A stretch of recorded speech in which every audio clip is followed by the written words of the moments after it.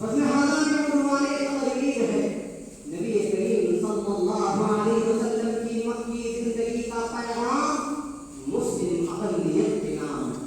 حضرات دین اسلام سے قبل انسانیت کفر و شرک کی دھڑام تاریخ میں کھو کر کھا رہی تھی. چاروں طرف ضلالت و گمراہی کا بازار گرم تھا.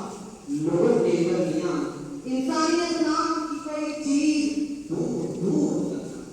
حضرات ایسے وقت میں رب کائنات نے سرور کائنات جناب محمد رسول اللہ صلی اللہ علیہ وسلم کو وما ارسلناک الا رحمۃ للعالمین کے خطاب سے نواز کر امن و سلامتی والا دین یعنی دین اسلام دے کر مبعوث تاکہ اللہ کے بندوں کو بندوں کی عبادت سے نکال کر اعبدوا اللہ ولا تشرکوا به شیئا کی دعوت دے. حضرات تاریخ گواہ ہے کہ جو اسلام ہم تک پہنچا ہے وہ بڑی آزمائشوں اور مشقتوں کے بعد پہنچا ہے اور خصوصاً مکی دور جو اسلام کے لیے بڑا ہی آزمائشوں والا دور ہے. حضرات ایسے دور میں اللہ کے نبی صلی اللہ علیہ وسلم نے بڑی ہی حکمت و دانائی کے ساتھ اسلام کی تاریخ کی اور بھٹکی ہوئی انسانیت کو راہ راست پر لے آئے.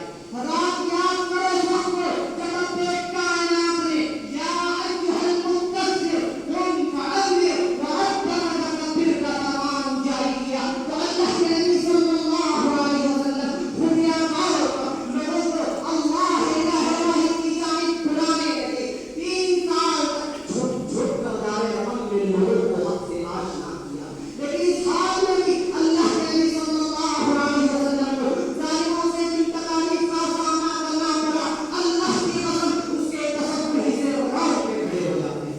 حضرات کبھی آسمان میں لاٹے بچھائے گئے تو کبھی گالیاں دی گئی, کبھی مظلوم کہا گیا تو کبھی ظالم کہا گیا.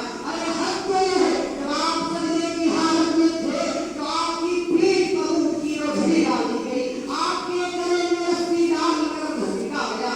حاضرین اتنی تکلیفوں کے بعد بھی اللہ کے نبی صلی اللہ علیہ وسلم اپنے دعوت و تبلیغ کے سفر میں ثابت قدم رہے. اور یاد کرو اس وقت کو جب اللہ رب العالمین نے وَأَنذِرْ عَشِيرَتَكَ الْأَقْرَبِينَ کا فرمان نازل کیا تو اللہ کے نبی صلی اللہ علیہ وسلم صفا پہاڑی پر صفا کے طول خالق کائنات کی وحدانیت اور اپنی نبوت و رسالت کا پرسلام اعلان کیا تو کفار مکہ نے آپ کو مکہ چھوڑنے پر مجبور کر دیا, اپنے گھر سے بے گھر کر دیا.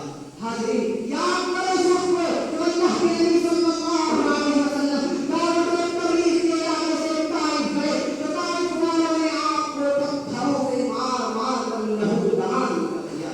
سر سے خون بہتے ہوئے چوٹیوں میں جم گیا. پہاڑوں کے فرشتوں نے آ کر کہا, پہاڑوں کے فرشتوں نے آ کر کہا, اے اللہ کے نبی آپ بس حکم دیجیے ہم طائف والوں کو ان دو پہاڑوں کے درمیان مسجد رکھ دیں گے. حاضرین اتنی تکلیفوں کے بعد بھی اللہ کے نبی صلی اللہ علیہ وسلم اپنی زبان مبارک سے اللہم اہدنی قومی فانہم لا یعلمون کی صلاحیں کرا رہے تھے اور اپنی زبان مبارک سے فرما رہے تھے مجھے اللہ کی ذات پر بھروسہ ہے کہ ایک نہ ایک دن طائف والوں کے اسلام پھیل کر دے. اور اس دعا کا نتیجہ عصر حاضر میں روشن